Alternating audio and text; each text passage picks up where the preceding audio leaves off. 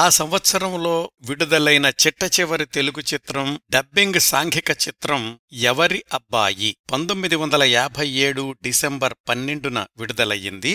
దీనికి మూలమైన తమిళ చిత్రం యార్ పయ్యాన్ అదే సంవత్సరం జులైలో విడుదలయ్యింది. దీనికి మూలం 1954లో విడుదలైన ఛీలే కార్ అనే బెంగాలీ చిత్రం. తమిళ నిర్మాణ సంస్థ అయినటువంటి విజయ ఫిలిమ్స్ వాళ్లే తెలుగులోకి డబ్బింగ్ చేశారు. నిర్మాతలు ఎన్ఎస్ తిరైవన్, టిహెచ్ దొరైరాజన్, దర్శకుడు టిఆర్ రఘునాథ్. మూలమైన బెంగాలీ కథ రాసింది శ్రీయుక్త జ్యోతిర్మయీ రాయ్. కథేమిటంటే, పూరి అనే 7-8 అనాథ కుర్రాడు తల్లిదండ్రుల కోసం వెతుకుతుంటాడు. పార్కులో పరిచయమైన సుందరాన్ని నువ్వే నా నాన్నవి అని వదలకుండా వెంటపడతాడు.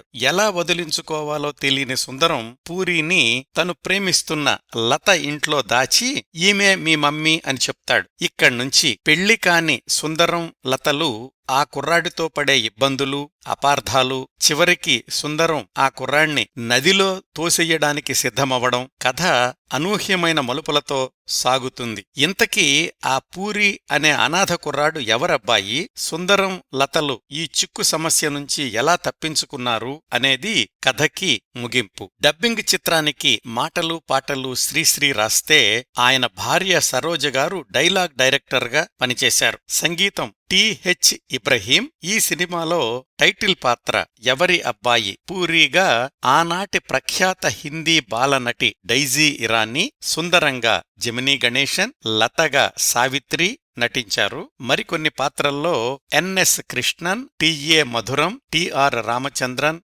నాగయ్య మొదలైన వారు కనిపిస్తారు. వైవిధ్యభరితంగా రూపొందిన ఈ చిత్రం డబ్బింగ్ చిత్రాల స్థాయిలో లాభాలనే తెచ్చిపెట్టింది.